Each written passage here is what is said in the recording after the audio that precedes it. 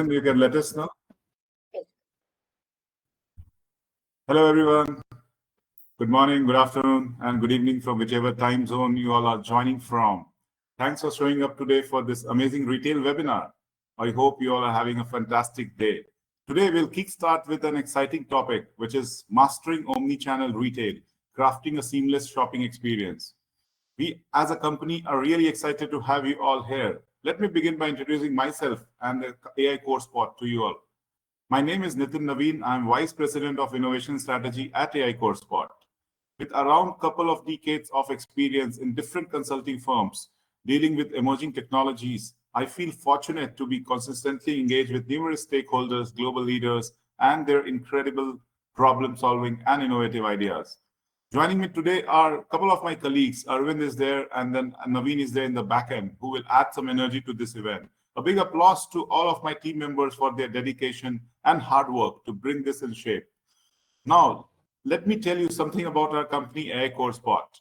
It was founded over 3 years back and created to serve as a knowledge hub, focusing on different emerging technologies like AI, ML, robotics, IoT, and much more. Our webinars aim to share the latest technological advancements in the industry. We dive into various tech sectors, unveiling a fresh theme every month and steadily gaining momentum. Our goal as a company is to become the leading AI-driven community worldwide, where individuals like you with similar interests can contribute to mutual growth and success. We are committed to organizing different industry-backed webinars, hybrid events, face-to-face events, which ground our knowledge through credible data which we receive from our esteemed industry leaders, subject matter experts, thought leaders, and all our trusted partners. Additionally, we fine-tune our content across various digital platforms, which includes blogs, videos, podcasts, and newsletters, which we use to shed light on the ever-evolving industry. Now, coming about today's webinar for which you all are here for. As I said in the beginning, a really exciting topic is up for today, which is seamless experience in retail, mastering omni-channel shopping. Our speakers will provide details and deep dive into few pointers, which includes importance for retailers to have a robust omni-channel strategy, how to integrate omni-channel and benefits, challenges, siloed approach across channels, role of technology, and not many, which is going around in the retail industry. Our expert panel will share valuable insights and engage in thought-provoking discussions that you won't want to miss. So let's kick off the discussion with some quick highlights. Meet our community partners for today. We have 5 great companies, which includes Allied Electronics, InfoVision, Mars, Signet Jewelers, and Staples Canada, who played a crucial role in making this webinar a success. Also, a big thanks to all our attendees. Your time and presence means a lot to us. We appreciate your being here to achieve your goals and connect with fellow participants. Our platform's main goal is to help you gain valuable insights and build meaningful relationships. So if you leave with a few innovative ideas or build new connections, we'll consider it a job well done. Now, let me introduce our esteemed speakers for today. Our first speaker is Akhileshwar Padala, who is Head of Engineering at Allied Electronics. Our second speaker is Pavitra Vardarajan. She is Director of Product Management at Signet Jewelers. Our third speaker is Lee Bogner, who is Global Chief Gen AI Enterprise Architect at Mars. Our fourth speaker is Abhishek Kariwal, Director of Product Management at Staples Canada. And fifth speaker and moderator for this event is Sameer Nagpal, who is Chief Business Officer handling retail, consumer goods, and logistics at InfoVision. Just one liner disclaimer before we start. The views shared by all the speakers are their personal ones. It's not related to any organization which they represent for. So now over to you, Sameer, to begin this exciting panel discussion. Thank you, Nitin. And once again, a very warm welcome to all the panelists on this particular forum. As Nitin mentioned, our today's discussion is about mastering the omni-channel retail. That's something. So we have heard the omni-channel word in so many things, so many forums in pertaining to retail, pertaining to CPG. Let's go and I would say untangle what exactly it means about. And I think the way that I would like to go is I would like to go around my like round the table with my panelists. And Pavitra, I'll start with you, for example. So Pavitra, people talk about the omni-channel and everything. So first, I would like to understand from you, in your experience, what does omni-channel kind of mean, I would say, and then why it is so important for us. So I want to kind of completely understand. I'm sorry if I'm starting from scratch, but I want to make sure that we all Yeah, get to the same point. And the way that I'll do is I'll touch base on the business side first, and then probably right. we'll touch about the technology. So Pavitra, over to you, please. And then probably I'll Thank come you, to Samir. Lee after that, please. Go ahead. Thank you, Samir. Hello, everybody. I'm excited to join you as part of this webinar today. Addressing your question, I agree with you. Let's start with the basics. How do you define omnichannel commerce, right? Omnichannel commerce refers to the strategy of creating a seamless, connected customer experience across the different channels that your company sells on. Why is this important? In the current competitive landscape of e-commerce, a robust omni-channel strategy can give you the much needed competitive advantage. And how does it do it? There are a few ways in which this gets accomplished. The first is it helps you meet and engage with your customer wherever they are, irrespective of the channel they're engaging with you on. So the shopping journey of a typical customer today spans multiple channels, right? For example, they may start off online with the awareness aspect of their customer journey, a shopping journey. And then once they get to know about the product a little more, depending on the type of product, it may move on to another channel. For example, they may want to move to an in-store experience for the consideration stage, especially on, when they're shopping for big ticket items and things like that, where a tactical experience, a tactical shopping experience becomes important. So as they're moving across these channels, it becomes extremely important to enable them to pick up their shopping journey where they left off, rather than having to restart it. So a robust omnichannel experience can truly help us as a company track their shopping journey, their interactions, and not just meet them on the channel of their choice, but also engage them in a personalized way. So today, that's almost an expectation. Now, engaging your customers is one thing, but engaging them in the most relevant way is offering them the things that they're looking for based on the customer data profile that you've gathered using your data points, data connections, becomes extremely important to be able to maintain that competitive edge. And I don't think that today, in today's e-commerce environment, we have the option to not address them in that way. If you don't, your competitor is going to. So this becomes extremely important. So I want to, these are two key points that stand out. But it also obviously helps with the most obvious thing here. It helps expand the brand's footprint. The more opportunities you give the customer to be able to buy the different channels you're present on, your sales increases accordingly. So basically, it expands your brand footprint, and it also improves inventory visibility and consistency across channels, because you want to avoid unexpected surprises, right? Unpleasant surprises, where if one channel tells you something is available online and you go in store, and you need to make sure that your data points are connected, that the customer is not met with unexpected surprises from an inventory point of view. So these are some advantages, but I'm sure my panelists here have so much more to kind of contribute to this conversation. So absolutely. Thank you, Pavitra.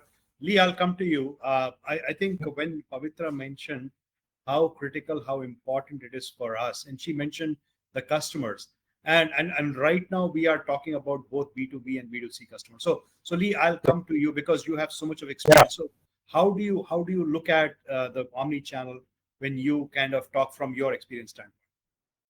Thank you, Samir, and thank you, Pavitra.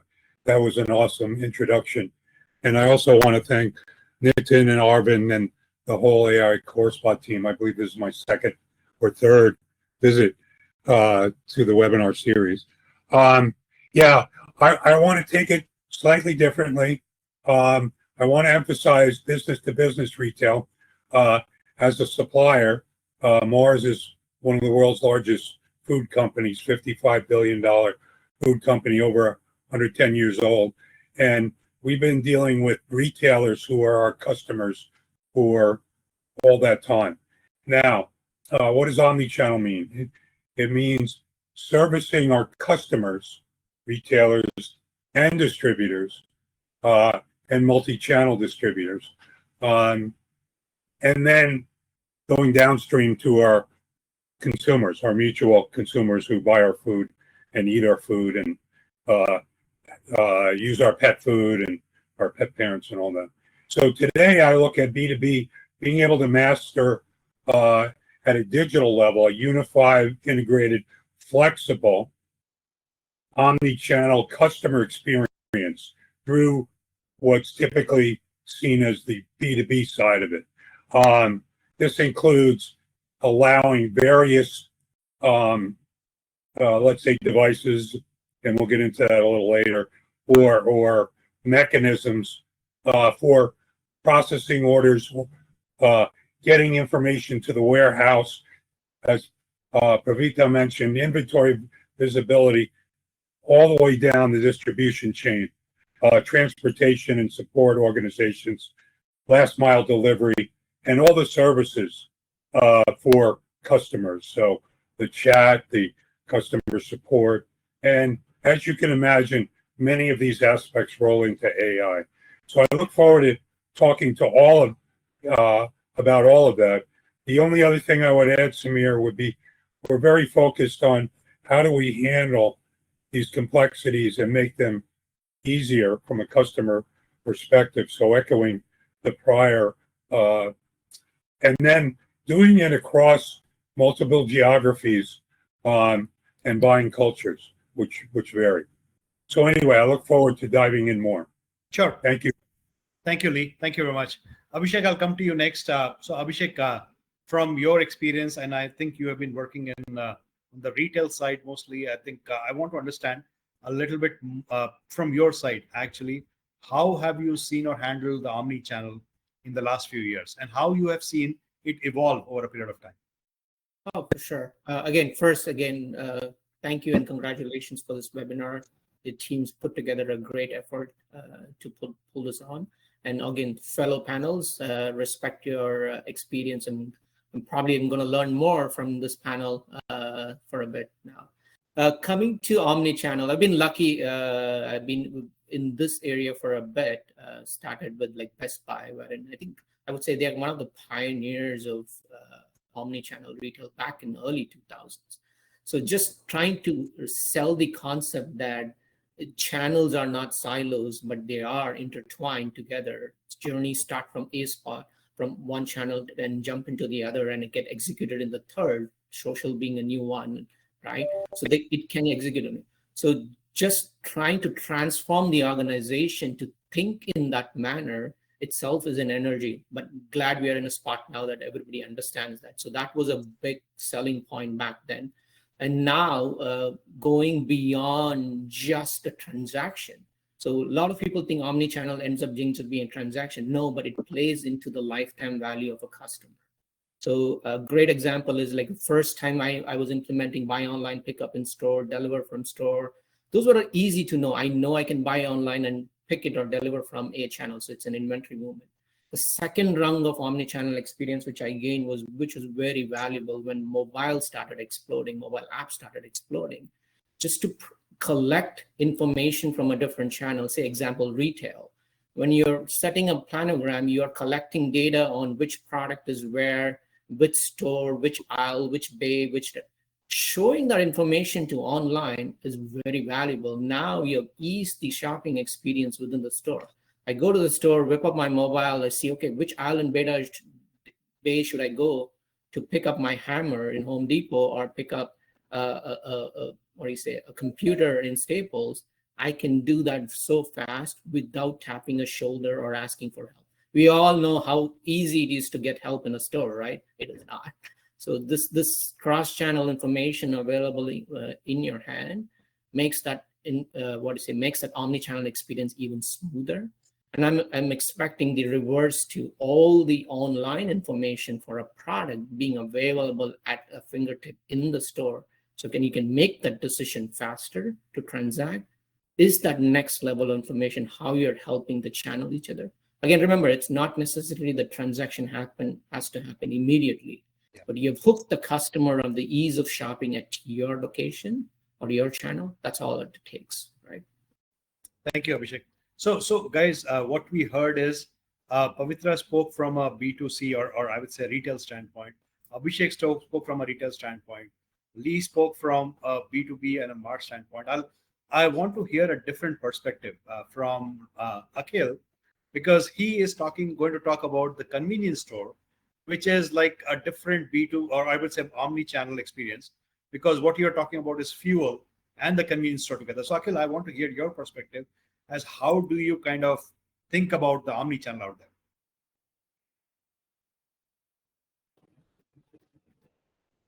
there? Akhil, you're on mute, I think. Can you unmute yourself, please? Thank you. Yeah, go ahead, please. So in terms of convenience store, the biggest revenue driving in the convenience store is not fuel, but the foot traffic from the fuel, right? So when we get to the convenience store, we have a whole different picture of retail. So in terms of public or in terms of a general people, we are in convenience store is actually selling fuel, but the fuel is a low profit making or sometimes a loss making product in the convenience store. All convenience stores cares about is drag people into the store so that they can buy a water bottle or they can buy some candies or cigarettes. That's the major business of the convenience store in terms of revenue and profits. When it comes to omnichannel, so a lot of times what happens with my experience or with any of the customers' experiences, sometimes people come there for products, and sometimes people, most of the times people come there for the fuel. And the biggest data point which is not connected yet, or maybe it's still in the way, but a lot of convenience stores don't have a way to show that if the pump is down, if the networks are down. So if a station can give you some fuel, or if the station has some kind of food there to buy. I think today 7-Eleven and Wawa has started doing that, but rest of the retailers, it's very difficult for them to get into this omnichannel due to the cost and the infrastructure built around this convenience store. So in my view, getting omnichannel into the convenience store will not only help the vendors but also customers, the end user end consumers have a better experience and better availability of products, and they can see which product exists and if they need to go in or if they need to get into a drive-through. Some of the stores we can open up for that drive-through convenience. That's a new picture. Convenience store never had a drive-through in the history, and I think one or two tried to start a drive-through, but it terribly failed because of how the retail technology was in place at that point. But as of today, we have a lot of technology in hand, a lot of data from convenience stores, so we can easily open up convenience stores for drive-through. That will be a whole new beginning for convenience stores with fuel. Thank you, Akhil. So good point. At least I wrote down some notes. So we talked about the customer experience. We talked about operations in terms of inventory. We talked about data personalization and all those things. So let me, and also I think Lee also mentioned about the after sale service. So those are few things that I noted down. Let me start with the customer experience. And Lee, since you mentioned about that, I would like to start with you and then probably go to Pavitra and Abhishek and Akhil again. But Lee, I'll start with you in terms of how do you ensure the customer experience in the B2B segment? Because I think you are dealing mostly in the B2B, or especially B2B2C, because you also mentioned about consumers. Right. So how do you ensure the customer experience is sustained in that particular area? Yeah, we have to be cognizant of the various models that we support across many geographies. And you mentioned a couple of the key ones. B2B is classic because we've always been a B2B company even before the internet. We're selling to retailers and distributors, and we're getting our products, from the factories into the stores, even the convenience stores, and along the way, the multi-distribution channels become very granular along the way. you can imagine,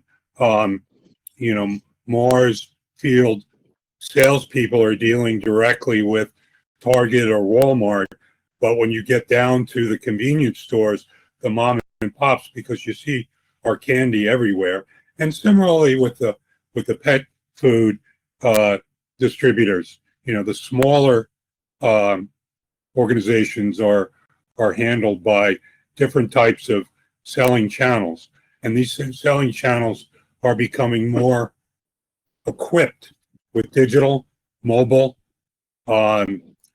social, and there's when you look at B2B, it also becomes supporting. We do some D2C, mainly for flagship type stuff. We have some premium chocolate, produced by the founders, and it's very, very unique.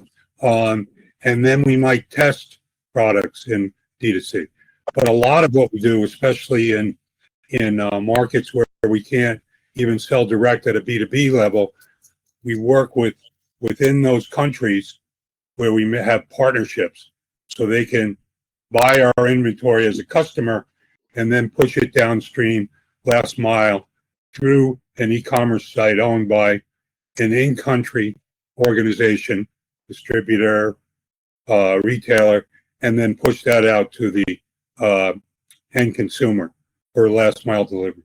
But at the end of the day, we're really looking at, on the B2B side, and we've been working on this, formalizing the customer experience through a journey, through all aspects of the account, the customer's preferences, what they like to order, how frequently, so we have regular orders, replenishment. And when you think about it, in my experience, I've been in e-commerce since 1996, a replenishment functionality is very similar to a wish list from a consumer. So we provide those things. We provide search. We provide browsing. With the B2B, though, we will have standing orders and contracts, invoicing, and all those specific aspects. And then we will have delivery planning. So it goes my account, setting up preferences, handling B2B orders. So you're going left to right, upstream to downstream.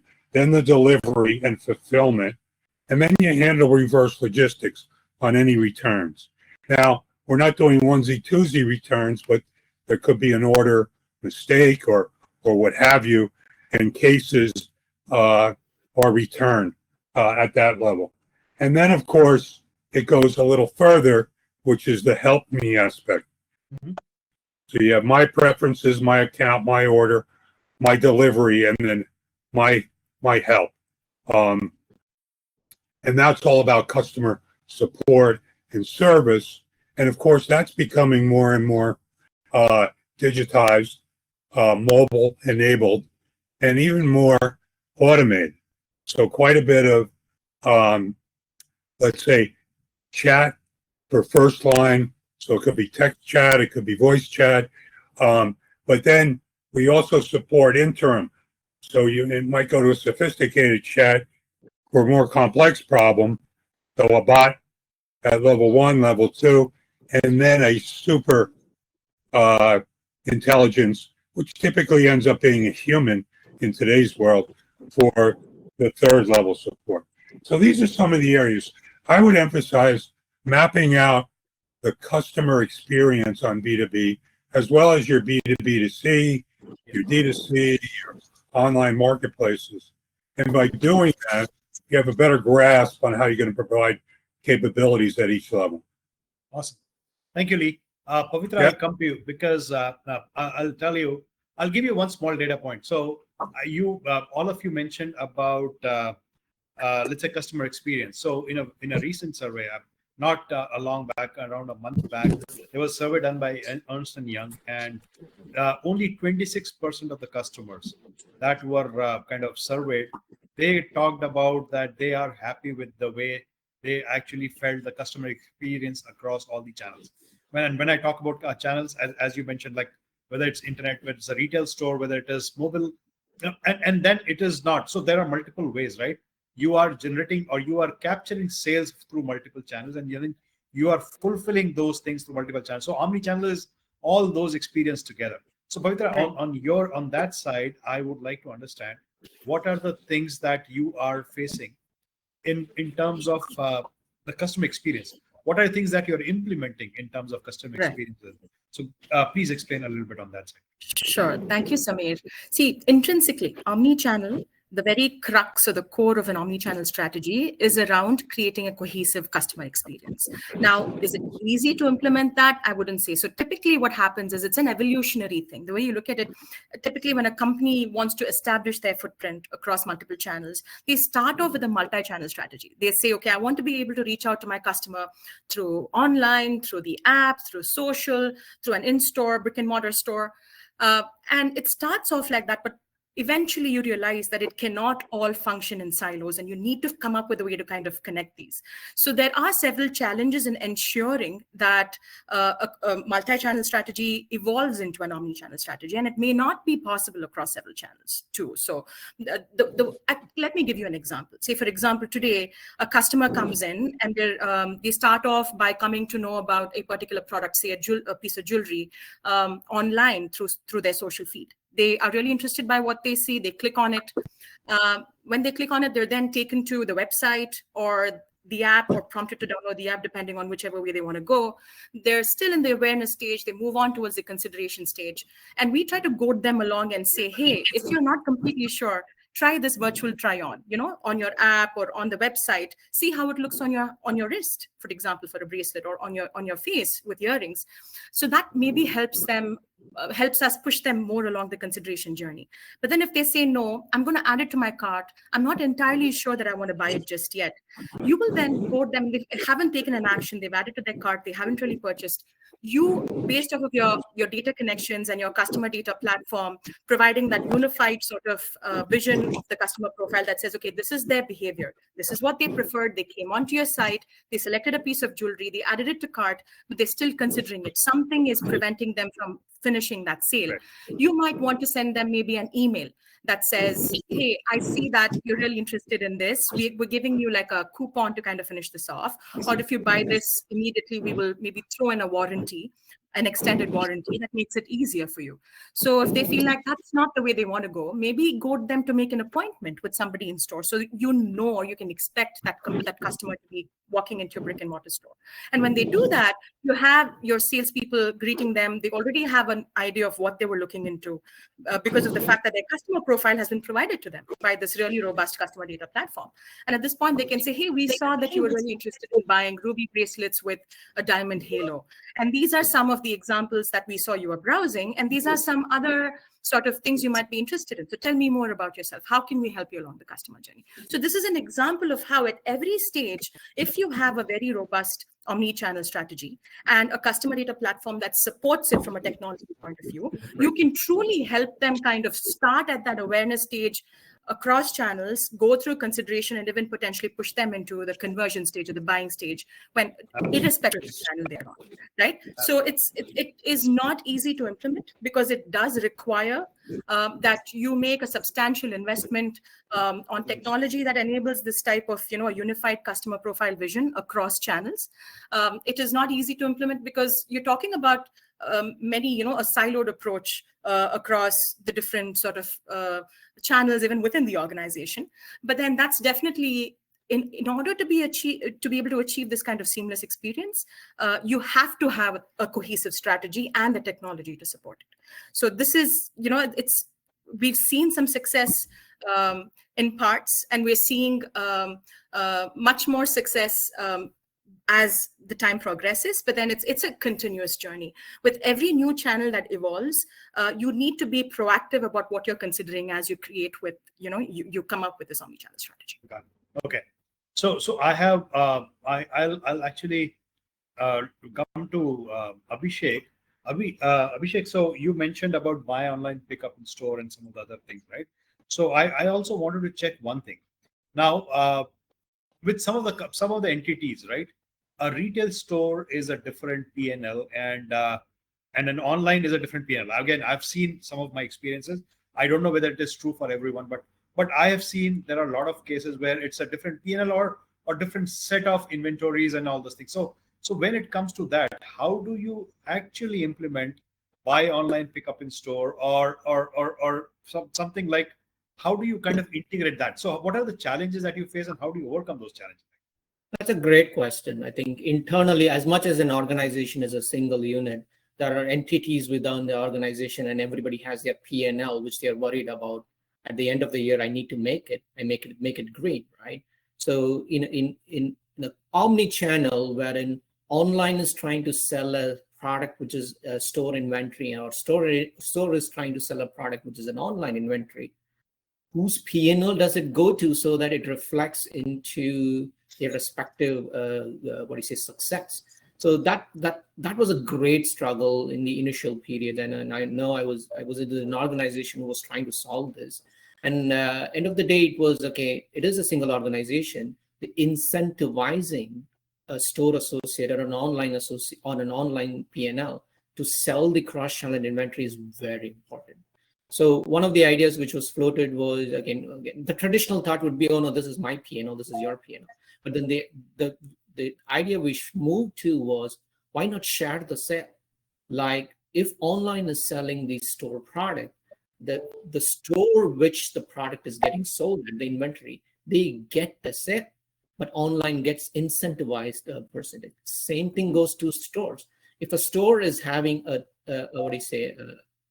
electronic, like a tool to go sell online products, extended aisle, like you have those kiosks or you have those iPads wherein you go, oh, you couldn't find it in a store, go and buy online. Here, I can help you with the sale. And they punch the employee ID who's helping make that sale. So once you do that, you incentivize the store associate for making the online sale. So that cross incentivizing is very important. Otherwise, there is no drive to sell another P&L's inventory. I think that brought in a great success for the organizations I've worked in, wherein they've implemented this approach, and also programs to continuously push that on extended aisle sale in the store, and obviously BOPIS, buy online, pick up in store. For e-commerce, it's a win-win situation. The reason is, one, you're making the customer go to the store and pick up something. And when they do that, there is always 50% chance that they're buying additional products. You've seen data after data wherein it shows, oh, I'm going to the store to pick up my computer. Well, guess what? I forgot to, or I'm picking up a printer. I forgot to buy paper. I'm going to pick up the paper. It's right there. So there you go. And another sale, another transaction is made. So that's what I'm saying. The incentivizing is very important, and making sure that you're recommending additional products as they're making these, pick up or delivery, helps the transaction as a whole. Thank you. And I think, Lee, you have something to say about that as well, right? Yeah, Go ahead. I agree with Abhishek. I've seen, and this goes back many years, when I early started with e-commerce across retailers, distributors, manufacturers, similar to today, but just as you're describing these incentives, these cross-channel mutual incentives I've seen be implemented at various companies, technology companies in particular, called SPIF, Sales Performance Incentives. And it is kind of a little bit of double bookkeeping, but you need to break down the barriers of, wait, that's my P&L versus yours. And by doing that, companies have had good success. And, it's a technique anyway. Yeah. And people on both sides feel rewarded, if you will. So if your company's up for that and your CFO agrees to, it's a good way to do it, right? Yeah. So Thank you. I have one more, and I'll come to Abhishek, you first. And I think because you mentioned about the buy online, pick up in store. I know you may have a different, Pavitra, you may have a different buy online, pick up in store in terms of the jewelers and everything. But Abhishek, for you, how about buy online, return in store. In the sense, I think that is the other area, because what I'll tell you, what I have seen, I'll give you my personal experience. I bought a product online and I went to return in store, and the store person was not able to find that transaction because they were being tracked in two different databases or two different OMS systems. So how do we kind of have you seen this first of all? And that's what I wanted to check, and how we have kind of overcome these kind of challenges. Yeah. So again, during the initial phase, again, any transaction cross like pollinating between systems and between applications, we know how fun it is, right? It is never the ideal thing we think about. But very initially, when I was getting into this whole buy online and cross-channel transactions, this came as a big challenge. As okay, how do we? Because the number of transaction online or retail has is numerous. How do we make sure we pull that information? So when I was implementing buy online return in store in one of the organizations, we made sure that the applications behind have full access and are able to pull the orders and translate into the format the other channel is used to. So if I'm in store, I'm trying to pull an online order, I want to make sure I translate that information, that then associate reading that order understands that as a normal order and doesn't have to jump hoops in his brain to understand that order, right? Otherwise, it takes forever to complete the transaction. And then the customer's pissed off already because he's returning the product. You don't want to make him even more, that interaction even more strenuous. So making sure that the data mapping is clean and the training is clean, that there are job aids and tools available at the store, at the associates handy, so that he can look up the order and make the transaction faster. And awesome. Making sure that the transaction flows back to the original system really quick and validates it and then brings it back so that the return can be processed really good. That was very key. And the underlying concept was make sure that the customer is not waiting long making the transaction, right? Making the it's really quick. So that was important. But nowadays, we are glad that this OMS, backend OMSs are very simple. They're a lot API based. You can do that very fast. Back then, it was not easy. It's gone way better now. Okay. Thank you, Abhishek. I'll go to Akhil, because he has a different problem to solve. So he's not only looking at buy online, pick up in store. He is also looking at let's say fuel sales, right? He's also looking at a car wash. So his channels are a little bit different than how we define a channel. So think about it, right? A lease in terms of Mars, right? His cross channels are different from a B2B standpoint. Pavitra, from you, a B2C or B2 buy online pickup is different. And for Staples, for example, or Best Buy, for example, it may be different. Akhil, over to you. How do you kind of get over those challenges in your area of work? Yeah. So before that, I just wanted to add a little bit on Abhishek's view and your view of buy online and return in store concept. Yeah, so back in days, it's a classic case and use case for the case study for the Costco. So what happened back in the days is Costco has multiple sales channels, and they also have multiple different technologies in place for each sales channel. So they're not interconnected at one point. So we all know Costco, and the Costco's biggest problem was their point of sale is a different vendor, a software company. Their returns is a different vendor, and their e-commerce is a different vendor. The e-commerce and the mobile app combines as a different vendor, and fuel is completely different game for Costco. So they have the initial thought for the Costco was fail safe. If something were to go down, they have multiple channels to complete their sales. It's crucial for them to complete the sales. But when you order online and try to return in store, the same problem, difficulty finding the order number. So something ordered online has to return online via shipping. So these were the problems they have, and something bought in one store has to reconcile and returning in a different store or different city takes a long time. With this use case, Costco has come a long way. They have started getting into omni-channel. Though we see old systems in Costco, the Costco's platform is slowly shifting towards omni-channel. The returns and sales are in one channel. They have from one software vendor, and the e-commerce is connected with their database for orders from both retail and e-com. So nowadays, if except for fuel though, I'm going to talk about the fuel in Costco. That's a different case. So except for fuel, rest of the systems are now interconnected, and Costco, whenever we buy online, we can either return in store or we can ship it back. That's one way Costco is helping out with this situation. And when it comes to other retailer, I have noticed is Dick's Sporting Goods. They are the another players who are using omni-channel for this kind of situation, and they completely eliminated shipping back to the warehouse, and it's more of return in store. So you take it online, and there's a mandatory return in store because that's how they're cutting the shipping cost with the help of this platform. And Costco's fuel is a different case.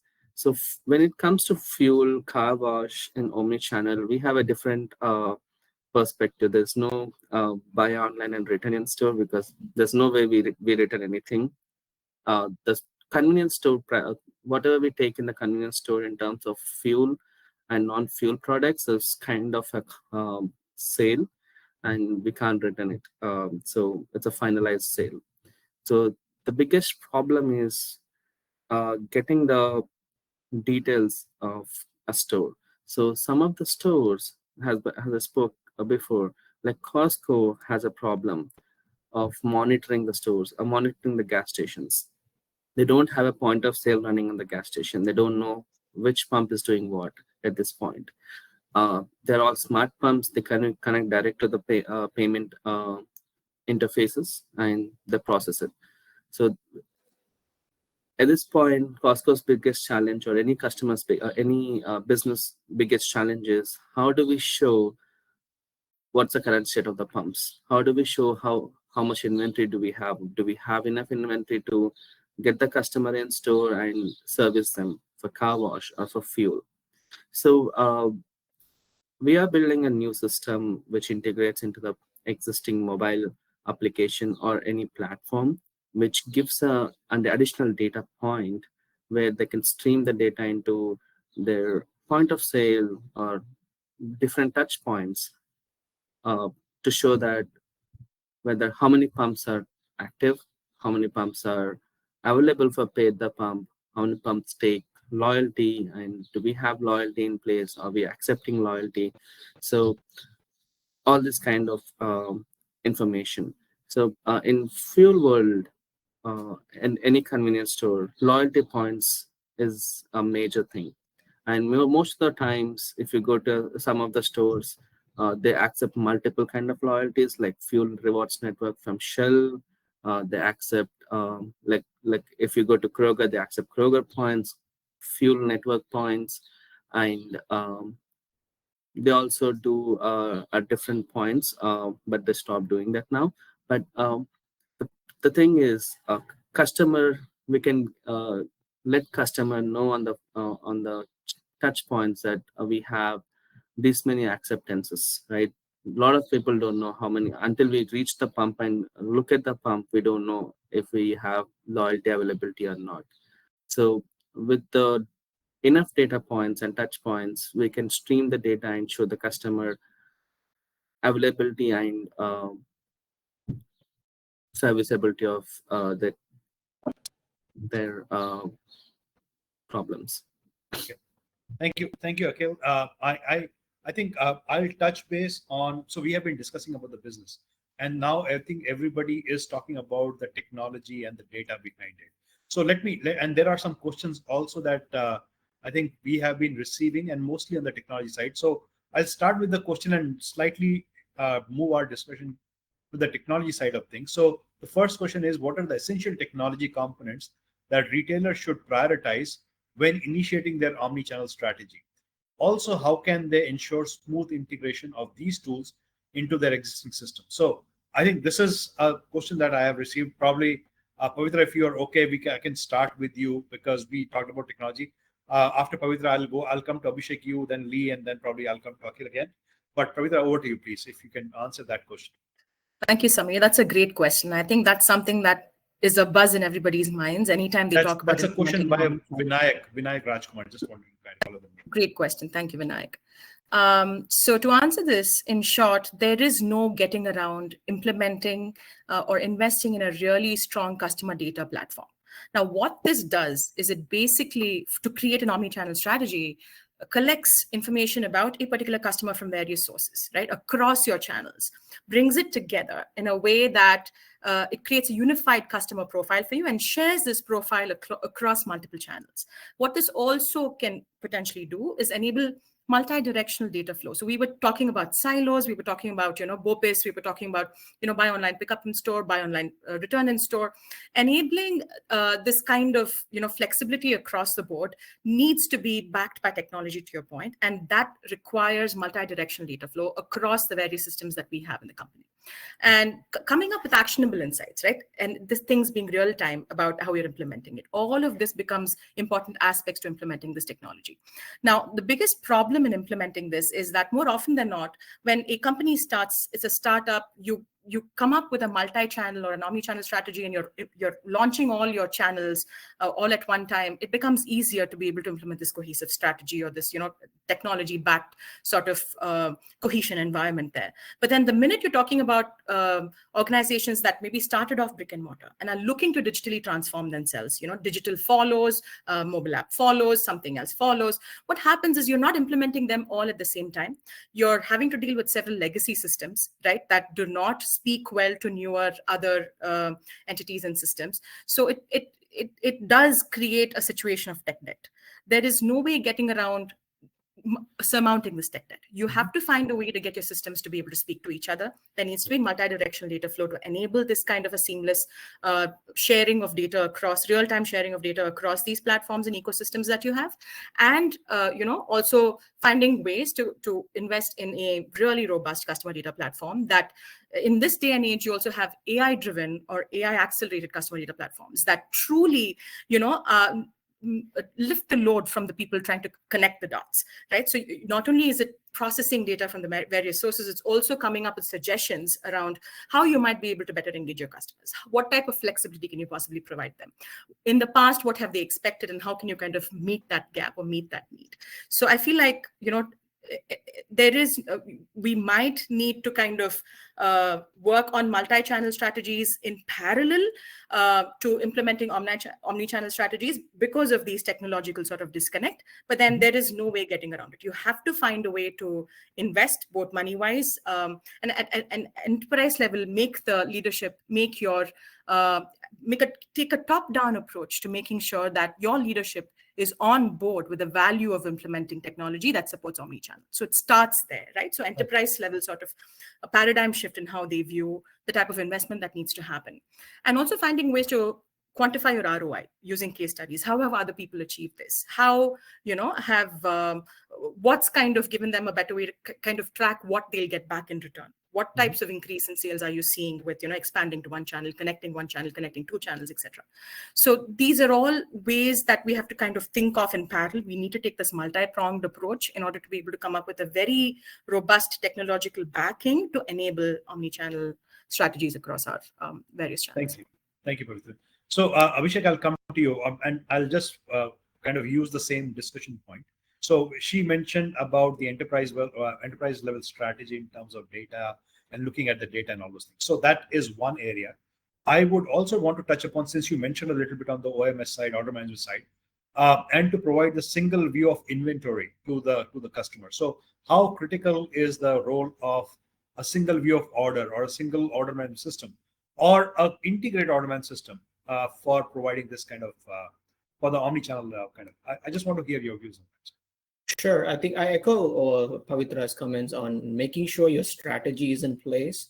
Everybody's bought into that. and then you start making investments, right? Otherwise, if you don't have that, then you're back into working in silos. So even in the aspect of OMS and inventory, having a view that, okay, does this organization need a single OMS across channels, or do we continue to enhance our disparate OMSs, but the data flow is there that they talk to each other cleanly, right? So those are the couple of things which organizations deal with.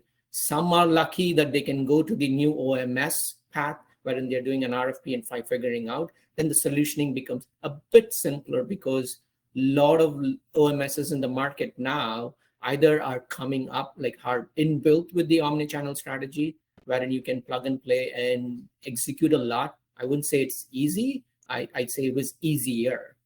I've dealt with few like OMSs. As much as it's really good, it doesn't pan out very well for an enterprise as complex as it can be.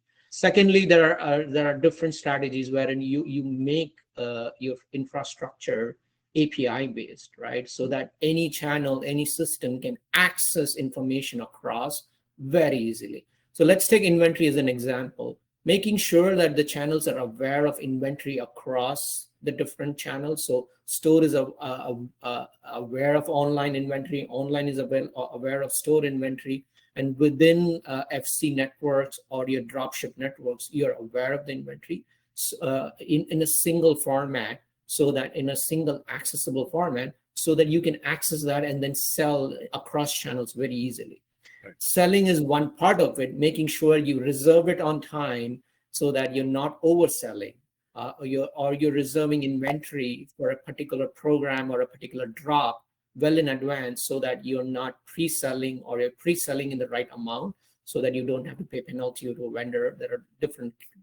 So that's very important. So selecting and before selecting OMS, make sure your inventory strategy is pretty clear, what you want to do and how you want to sell the inventory. And then the OMS channels are just going to enable it. And then you can go about selecting and solving your OMS. Got it. Pavitra, you have a point of view out there? You mentioned a little bit. Yeah, go ahead. I was just echoing Abhishek's point about, when you're trying to integrate your various systems, especially when they've been stood up in different timelines, going headless can be a way to kind of enable that. API-based headless architecture can truly enable integration across systems. I was just echoing what Abhishek said. I think I've seen most of the customers going to the Mac architecture, which is exactly what I think all of you mentioned out there. But I have one more question where I want to kind of touch base and come to Lee on that side.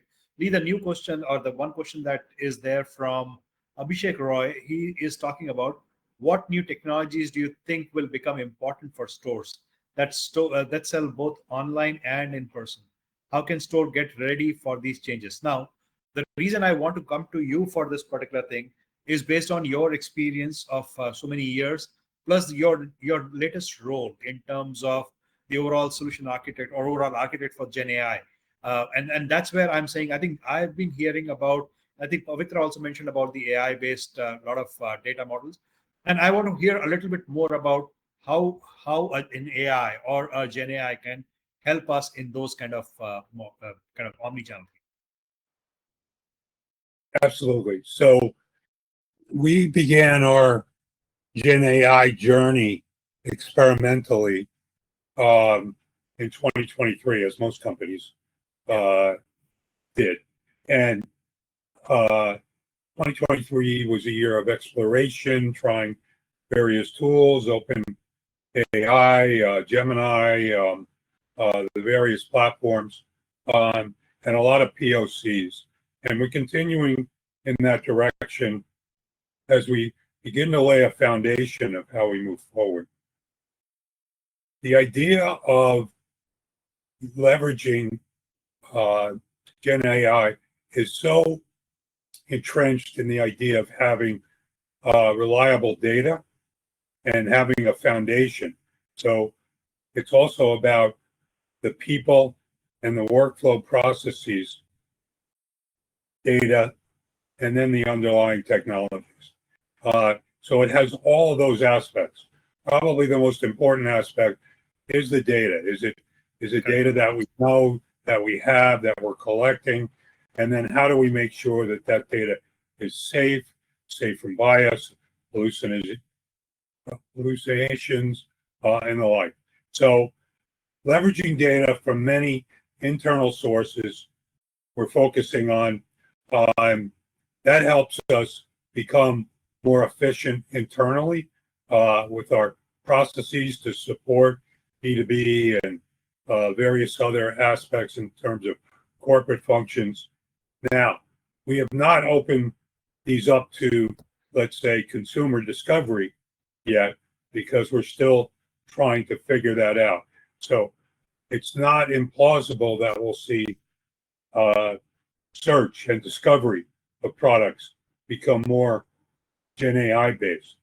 But for the time being, we're utilizing tools that our warehouses can use, or businesses who are closer to the customer. So sales and marketing information, and they can do research more easily.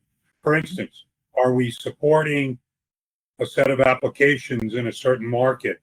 Because going through enterprise architecture, we catch and analyze probably 600, 800 projects a year in various systems. And getting that information out is becoming more and more automated. We have the Lean IX data modeling system. So one of the areas that we're using Gen AI, instead of having to get 2 or 3 architects on a call to go through that data modeling system, we can now ask Gen AI questions, and this can be done by the business. So these all help us prepare. We learn more about how are we connecting with various ecosystems inside and outside the company. Identifying unified omni-channel experiences that have been in place at other locations that we might leverage. So in many ways, I look at Ravita's work at Signet because it reminds me of 10 years ago when I was at Accenture. K Jewelers, Pandora, Signet, you have separate businesses. At Mars, we have food, human food, we have pet food, we have snacking. And how do we make that more cohesive and a unified experience? How do we do that? We leverage data from internal, external systems. That I said, we use Open API. We're big into cloud. When I joined Mars in 2016, we barely did digital, and we definitely didn't do cloud. But within the next 3 years, we've moved just about all our data centers to the cloud. A lot more of intelligent automation on order management. We have a lot of legacy order management. We have some enterprise global order management that's becoming more pervasive. But as Abhishek said, you have this legacy that you have to work with. So that's where the open APIs come in and allow us to tap that data. At the end of the day, we want real-time, engaged, intelligent experiences for our customers. And that's, the retailers in the store, our distributors in the channel. So at the end of the day, we also want real-time order and status visibility, inventory visibility. We also want zero-touch orders. Yes. Which is, the order's placed once and it's not all messed up. It has to be backed out. So at the end of the day, I think we need to be thinking continuous digital development as our mindset. All of us are struggling with this. We've come out of silos. Now we're into the merge, and that'll take time. And certain businesses, and I called out Pavitra in particular, because certain businesses will be ahead of other businesses. For instance, our pet care business, pet food businesses, they're always bleeding edge. And marketing is slow and steady, and it gets there. But it's interesting. Snacking is the first to go in with the mock architecture. So that's interesting too. So a lot of constituents to satisfy along the way, but it makes for good hard work that we do every day. Absolutely. Thank you, Ali. I think now I can see Nitin and probably Arvind. They are telling us that it's like time. Probably I'll have one last point to discuss with all of us, which is pertaining, and I'll start with Akhil actually. Akhil, what are the typical challenges that we are facing? And I'll go round the table with this particular point of discussion. What are the typical challenges that we are facing across in implementing an omni-channel strategy? So Akhil, I'll start with you because yours is a very diverse, in terms of everybody has a diverse business, but yours is like a convenience store, fuel, car wash. So how do you, what are the challenges that you're facing right now? The challenges at the with the convenience store is first coming to cost of implementation. Yes. That's the biggest challenge for the convenience store with the revenue they have. Yeah. So at any given, most of the convenience store in this country are like a mom and pop. It's not a brand associated. It's a single entity, and the major brands, they don't invest much in the fuel business because fuel is an afterthought for a lot of retailers. For the lot of retailers, the fuel is like, for Kroger, let's say, the fuel attracts people to buy in store. Okay. Right? It's a loss-making company. Yeah. For Kroger for fuel. So the biggest challenge will be a cost point. How do we make it cost efficient and effective so that customers can, business customers can adapt to the omni-channel? Because the equipment is expensive, and some of the fuel stations are remotely located from the store. They don't have proper network, so the infrastructure expenses adds up quickly. There are some stores which I have visited as a for the customer piloting stores. They use at least a 20 years old technology for infrastructure, internet infrastructure. So with this omni-channel, for the real-time experience for the customer, the biggest challenge from our side will be infrastructure expenses. Got it. Thank you. I'll come to you, Abhishek. So what do you think are main challenges for implementing, both in terms of business as well in terms of technology? I think, as I said, right, if an organization is well matured and understanding omni-channel, I think the business challenges are limited in the sense is bringing everybody along that this is an important investment to make. It's usually by the time the maturity comes, I think if they're legacy retailers, that means they started, as like Pavitra, you said, that you started in store and then online was an afterthought, and then online became important, and COVID just ballooned the online investments up.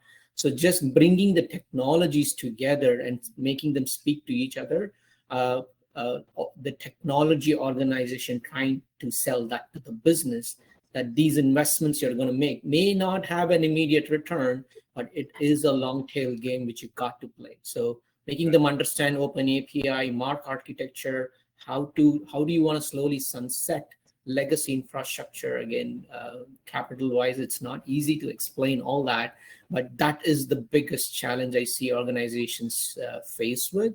And especially, I come from an organization right now, in the last two organizations, wherein there is a B2B and a B2C channel. How do you build an infrastructure which is common to both too? They're separate P&Ls and all that. Those are difficult challenges. So technology organization trying to sell that, wherein then the business is trying to they're convinced, but the investments become very difficult. So I feel that is always the one which boils down to it's the P&L and the CapEx investment, which is difficult. Pavitra, over to you. With the jewelry industry and the work, the way that you're, what are the challenges that you think that you're there? I echo everything Abhishek just said. So ours is a classic legacy industry that had a very strong brick and mortar presence, also because of the type of product we're selling, right? So when somebody's buying an engagement or a wedding ring, they want to be able to come, look, feel, buy it in store. And with COVID, obviously things changed, and then the importance of an online presence, of a multi-channel presence came about.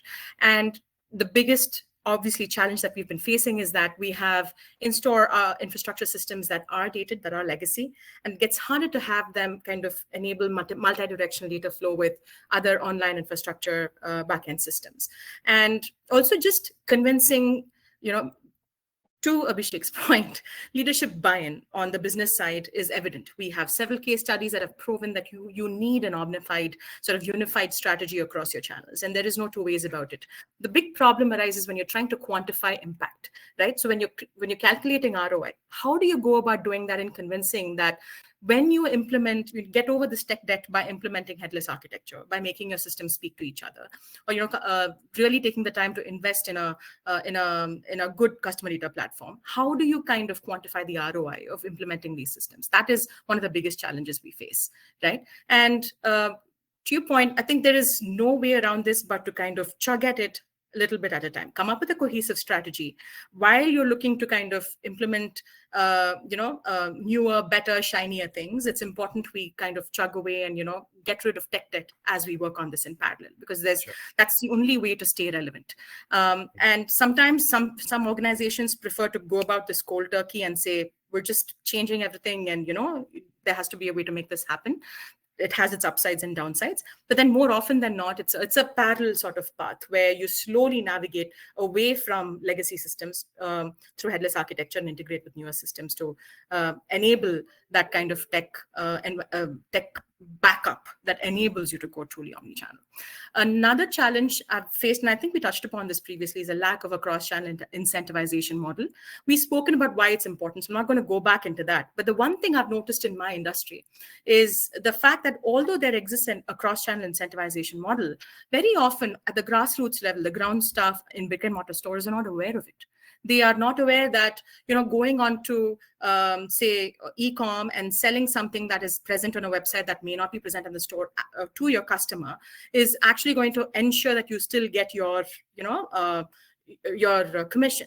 So creating that awareness and removing from their minds the fear of redundancy because of the presence of online channels becomes very important. So change management is a big aspect of this. Awesome. You may come up with great incentivization models that span channels, in store, online, everything, making sure your ground staff, starting from your salespeople, your district managers, everybody is bought in and they're aware of how technologically they can make sure what do they need to log into. For example, we have a wrapper that goes around our e-com sites that salespeople will need to log into in order to make sure that if a customer comes in the store and buys something from you, they're getting the credit for that particular sale, although it is an e-com sale, right? It was sold to them from the website. Creating that awareness and slowly working through your change management on how omnichannel will benefit even brick and mortar employees can be a big step in the right direction. So that's something I've noticed in my industry that we need to kind of take care of. Thank you very much. So Lee, with your experience, I would like you to kind of give your final thoughts on that, and then we'll probably wrap up.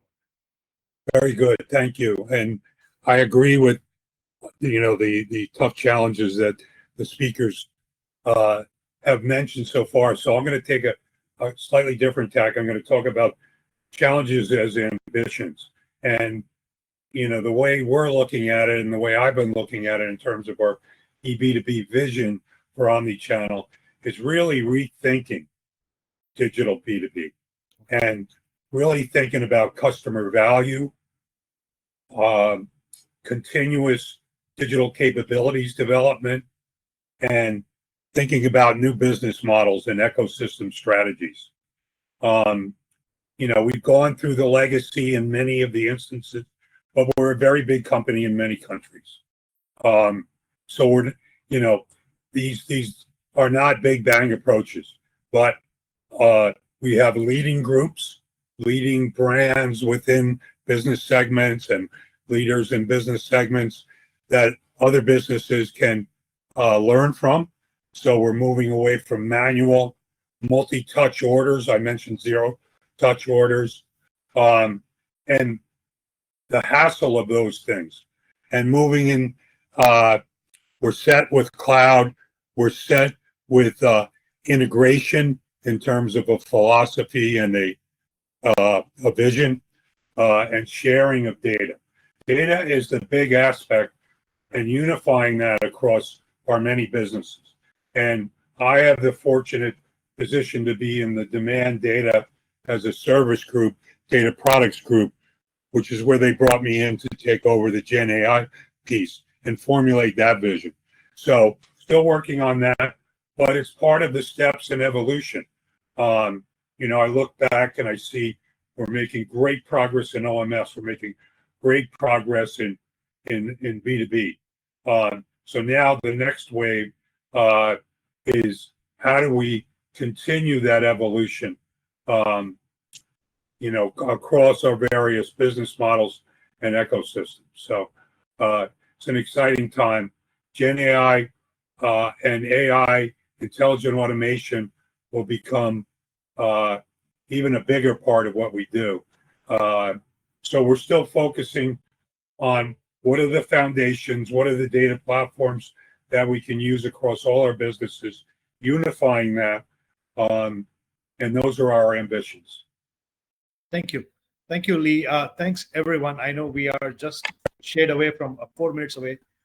Thank you very much for your time today. It was a wonderful, wonderful thoughts that every one of you shared. Really, really appreciate your time today. I'll hand it over to Nitin. Nitin, please take over. Thank you, Samir, and thank you all the speakers. First of all, we want to express our appreciation to all our community partners, who came together for this event. All our distinguished speakers, Pavitra, Lee, Abhi, Akhil, Samir, you all did a fantastic job in making this panel a great one. And all the attendees as well who engaged in this forum and who attended this event, creating a space for knowledge enrichment. And I'm sure you have taken a lot of things from this amazing panel discussion. As our panel speakers were outstanding, we value their willingness to collaborate and share valuable insights and giving their time for this. In case any of you missed any part of the session and want to revisit it, today's event will be available on our company's YouTube page for your convenience. Exciting technological advancements are on the horizon, and we are thrilled to explore more in this year. Looking ahead, we have a diverse lineup this year focusing on different sectors such as banking, financial, insurance, telecom, retail, healthcare, supply chain, manufacturing, and much more. So stay connected with us for this continuous learning. For more technological updates, visit our website and social media channels. We'll be sharing a wealth of knowledge, including details, announcements for the upcoming events, and much more, which will aid you in getting the registration done. We look forward to your support. Please like and share our content on the social media. A heartfelt thanks to InfoVision, who is our knowledge and innovation partner, and Digit7, who is our technology partner. Explore their websites to dive deeper into the technological advancements. We thoroughly enjoyed bringing this session to you all and hope you found it as enjoyable as we did. We eagerly anticipate more sessions with you in the future. Take care and have a great day and year ahead. Thank you. Bye. Thank you very much. Thank you. Thank you, everybody. Thank you for Take the care. opportunity. Yes.